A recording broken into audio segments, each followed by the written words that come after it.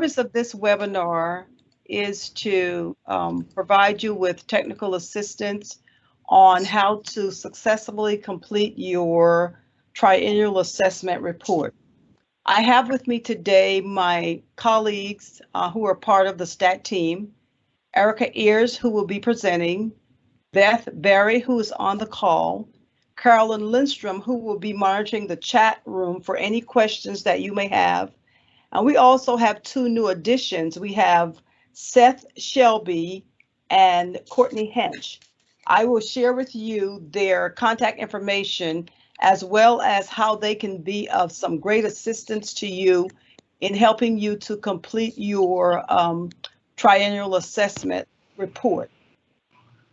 With that in mind, the triennial assessment report, this USDA requires everyone who participate in the National School Lunch Program to develop a wellness policy. And a component of that is to submit a triennial assessment every 3 years. Originally, the first triennial assessment was due June 30th of last year, but because of the pandemic, we were granted a waiver and the first triennial assessment report is due June the 30th of this year. Okay, and you must provide information for all of your schools in one report. How you do that is up to you, but hopefully at the end of this presentation, we will provide you with some guidance as to how to best do this. Okay, the second triennial assessment report is due 3 years from this year, which would be June 30th of 2024. Let's not get it confused. The first triennial assessment report is due this June the 30th of 2021. And then every 3 years after that, you will be required to submit the triennial assessment report. Okay, and so as a result of getting a 1-year waiver, USDA requires schools to provide them with feedback as to how the assessment helped you meet your goal. And in doing this, they ask you to respond to 2 questions. And the 2 questions were, how did you use the waiver? And how did the waiver assist you in improving services to children? This waiver is a one-time report that we must complete. And we have, I'm opening the link now. We developed a 2-item questionnaire in which you will respond to the following questions. And the first question says, select the reason you applied for the waiver, and you may select multiple answers. Not only that, if you do not see something that applies to you and you use the waiver in another form, you may also respond and provide us with feedback in the other section. The second question they asked is that you select the way the waiver improved services to the children in your school. And again, there are a series of responses as well as an other box that allows you to provide your feedback. And additionally, if there's any other comment that you would like to add as to how the waiver improved your program, did not improve your program, allowed you to do things with your wellness policy, there's an option for you to do that as well. Okay? And so I am going to try to transition back to the presentation, and we're going to now focus on the triennial assessment. But before we do that, just a couple of pointers. Your first triennial assessment report is due June 30th of this year. You must submit the waiver by June 30th of this year. And that waiver is just a one-time report that you must submit. And your report is simply responding to the 2 survey items that I just showed you. And now, moving to the triennial assessment, which is due June 30th of this year, USDA requires that you address certain contents, that you determine how all of your schools comply with the local wellness policy. Someone needs to put your computer on mute, please. Also, the second thing it requires is that you respond to the extent to which the local wellness policy aligns with model policies. And lastly, a description of the progress toward how you attain the policy, as well as once you have compiled your report, you must share with the public. And so what we're going to do now, Erica Ayers is going to go over the tool that was developed to assist you, thanks to Beth Berry, with compiling that information and getting it to us. And one of the things that you want to do is we are updating local wellness policy contact. So as this document is opening, at the very beginning, it asks for the local wellness policy contact.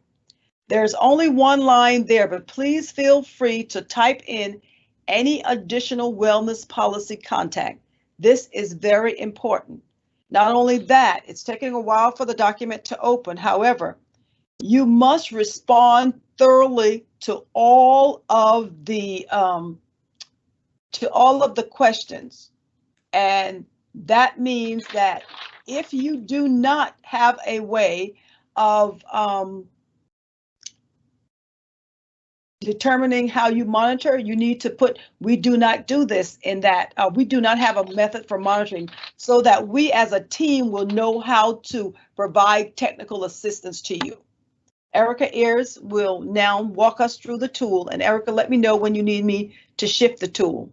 Okay, thank you, Juanita. So before I get started on this tool, some of y'all may have already completed the triennial assessment report last year and submitted it by June 30th of 2020. Now, only a handful of y'all did that, so don't make the assumption you did. I think what Juanita said, about 5 school districts did that. So if you did do it last year, you know for a fact that you did do it last year. You did not submit the waiver to extend it to this year. You don't have to redo it or update it. We already have it on file. You're good. So talking about the triennial assessment report, this is the same report that we did share out last year. And I'm going to go through the tool again like we did last year, but I'm not going to go through each line of it, so don't freak out, because we want to make sure we have time at the end for any questions that y'all have. I'm just going to show a few examples of how you fill it out, because like Juanita said, in order to meet those USDA requirements, we want to make sure that you fill this out thoroughly so that USDA has all the information that they're asking for. Now, when you get started, I hope the first thing you notice is that it's very similar to the annual assessment report that we shared out in 2019. That was intentional. We want you to be able to use the 2019 report you completed to make updates to this report. You shouldn't have to start from scratch. You should just be able to transfer your responses from that report and transfer them to this report, just making updates as necessary, because hopefully there were some improvements in the past couple of years. You will see, though, it's not the exact same report. This report does ask for a few additional details. Again, that's to help with compliance with USDA's requirements. Another thing that will help you complete this report is if your schools are participating in the Alliance for a Healthier Generation Healthy Schools program, you should get a district report, and there's going to be responses in that district report that are going to align with some of the components within this report. So you'll see the first item under policy leadership, item number 1, you see the letters PO3. This means that this comes from the Healthy Schools Program district report, and PO3 would be the question that you would use to help answer this. And if that was unclear, we can talk about it some more as we go along, or at the end if you have some questions. So getting started, again, we'll look at question number 1, policy leadership. Designate officer for ensuring district compliance with wellness policy and oversight is identified. So in this example, we put that this is fully in place. And thank you, Juanita. If you scroll over a little bit, When we describe our actions and our data source, which we do need this information, we put the superintendent appointed a wellness leader. And our data source is that the contact is listed on our local wellness policy. And it's also on the district website. And if you look at our committee meeting minutes, you'll see that our designated wellness policy leader convened that meeting. So scrolling down to public involvement, we'll just look at item number 2. So based on USDA's wellness policy requirements, your district wellness committee, what we in South Carolina sometimes call your CSHAC, your Coordinated School Health Advisory Council, at a minimum, they have to meet at least once a year to oversee the planning, implementation, monitoring of your wellness policy, of your wellness goals. So in our example, we put that this is currently partially in place. And under actions, it's because we have a meeting scheduled. It's, let's say, May 1st. So it's scheduled, it just hasn't happened yet. But when it does happen, our data source will be our committee meeting minutes and our agenda. So moving along, now we get to food and beverage availability. Let's just scroll down a little bit, Juanita. You'll see we have components for school meals, for competitive foods. Let's go to item 5A. So the following venues currently comply with smart snack requirements during the school day: school stores, vending machines, concessions.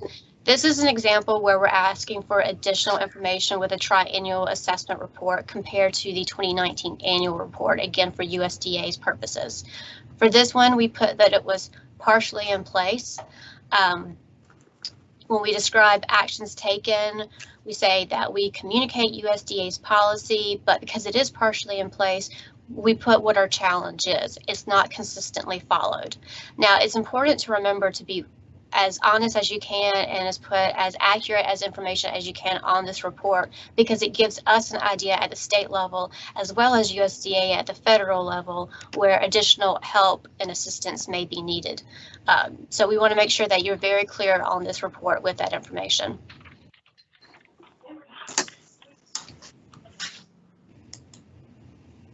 Thank you. So district goals for health and wellness. So let's look at item 8A. Nutrition education is integrated across the curriculum. So for this one, you can see there's an asterisk, and the reason for that, and there's a definition of what the asterisk means at the end of the report, but this is a best practice. So this isn't necessarily something that is federally mandated, but they're best practices that were included in the wellness policy. And for this one, we put that this one is fully in place. Nutrition education is integrated across curriculum. That means that, you know, English, language arts, math, however it can be appropriately included. And we put that our evidence for this is our curriculum guide and the lesson plans. Again, this is just our example and putting a lot of emphasis on that best practice. Scrolling down to nutrition promotion, we'll look at 9A. All schools in the district are team nutrition schools. So again, this is another one of those best practices that are going to help with meeting your wellness policy goals. For this one, we put fully in place. Our action to achieve this is that all schools enrolled in team nutrition, and our evidence is that we have a list of those team nutrition schools on USDA's website. Scrolling down, so physical activity, we'll just look at item 12. So this is maybe outside some of y'all's wheelhouse. So if you are the food service director, you may not be completely sure what's going on with physical activity and physical education in all of your schools. And this is why it's really important to involve your district wellness committee in this process. Not saying you have to have a meeting and you all get together and fill this out, but when you get to this part, you're like, let me email our physical education coordinator. He or she's going to have the best responses to these questions. So anyways, getting back to the example, item 12, physical activity during the school day. We don't withhold physical activity for punishment. So that's what this one says.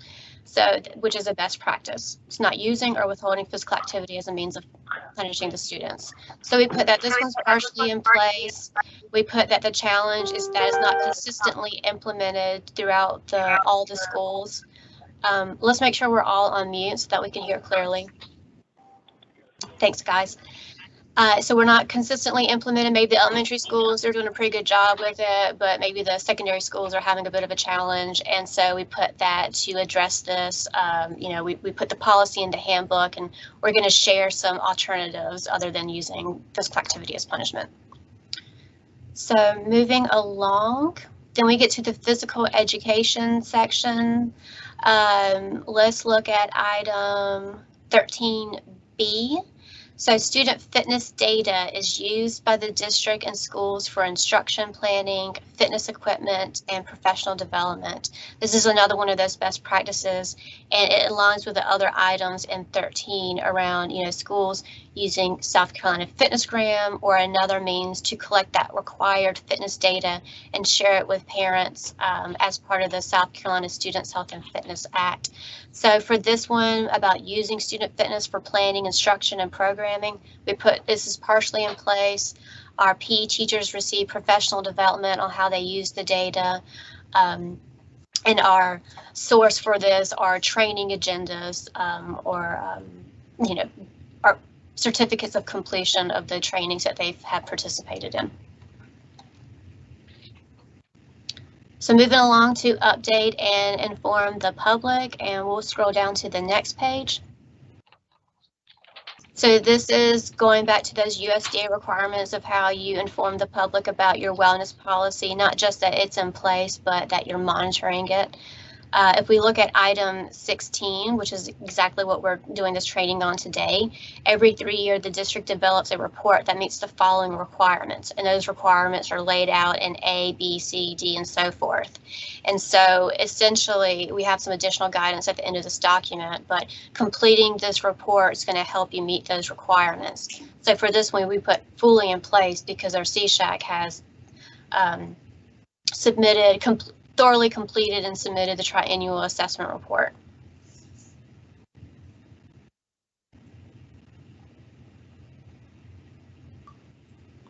Moving along to other school-based strategies for wellness. So another part of the requirement is that you have to have at a minimum one additional wellness policy goal that the district, that the schools are working on. So everything beyond this point, they're all optional. So you don't have to be, not all of these things need to be fully in place. You just need to have at least one that you're working on, okay? But you do want to answer all of these. If you leave it blank, we won't know how to interpret that. So if you're not working on it, again, it's definitely okay to put not in place, and you can put not a priority at this time for the school district, for the schools. Let's see, thank you.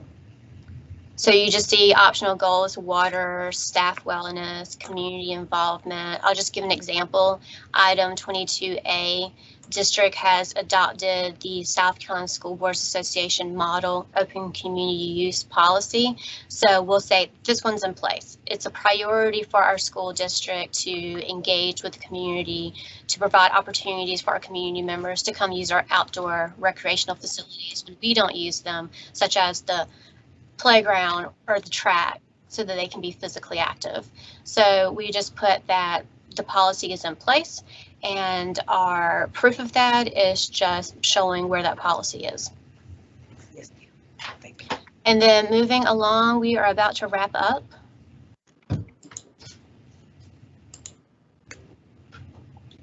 So at the bottom, and I saw Christina Cody's on the call, so that's exciting. At the bottom is open space. Scroll up a little bit, Juanita. Up. Yep, right there. So there's some open space, just like the annual assessment, where you get a chance to brag on yourself, brag on your school districts, on your schools, and you can tell us some successes that you've had in the past 3 years. And so we love this example so much that we've added it to our example report. Cherokee County School District having their Fit Together student-driven initiative to enhance their culture of health and wellness in their school district. And so again, this is just a part where you can brag and show us what you're doing. And, you know, we could use you as an example when we talk about the great things that are going on in South Carolina. So moving along, that's the end of the assessment for you to complete it. The rest of the information is just some additional information that we thought that you would be helpful. It includes, you know, an explanation of how if you use these tools, it's going to help you meet those USDA requirements, including other webinars that we've recorded. They're on the Department of Ed website. There's links to that. And then also some very common questions and answers that we pull from USDA. Thank you so very much, Erica. Right now, you're seeing on the screen a list of the team members that are part of STAT. We have 2 new welcome addition to us that are located at the end. These individuals, if you are interested, and I strongly encourage you to become one of the to join the healthy programs, which will allow you to, one of the things that will allow you to do is to print a district report that will allow you to answer many of the questions on the assessment tool. Erica alluded to PO3 and the different segments in our tool that will help you. So Courtney Hinch and Seth Shelby will be reaching out to you to provide you with hands-on technical assistance to become one of the healthy schools through the Alliance for Healthy Generation, and how to complete that dashboard. Also, are there any questions at this time? We are going to ask Carolyn, who was monitoring the chat room, to let us know if there are any questions. Carolyn? Yes. Okay, so some people had trouble opening the links, Juanita, so just before we email them out later, let's double check them. Okay. We had a couple questions that I was able to address in the chat box directly, but really just the links and everyone requesting the PowerPoint and the recording. So looking good. And then I think we should also include, for the example of the TAR, that is also, we can include the SEDE Local Wellness Policy webpage with those resources for everybody as well. Okay, wonderful. And so we will do that. And so what is the next step? By the end of next week, you will receive the PowerPoint, the recording, and the links to the triennial assessment as well as the waiver. In the meantime, if you think about any questions that you have, you may send it to wellnesspolicy@ed.sc.gov, and we will respond to those questions along with the link. If there aren't any questions at this time, we know that you all are a busy group of people doing wonderful things for the students in South Carolina, and so we're going to end the presentation at this time, but we will be sending the information to you. A couple of important things. Make sure that you include the wellness policy contact person and their email at the top of the triennial assessment. It is due on or before June the 30th, 2021. That is the triennial assessment as well as the waiver. If any of us who are listed here can do anything to assist you, please do not hesitate to contact us. We appreciate you, and we hope that you have a wonderful day.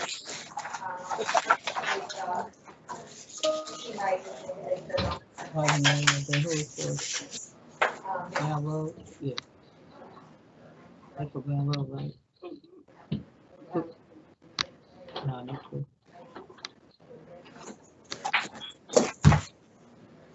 Only one. I did that there.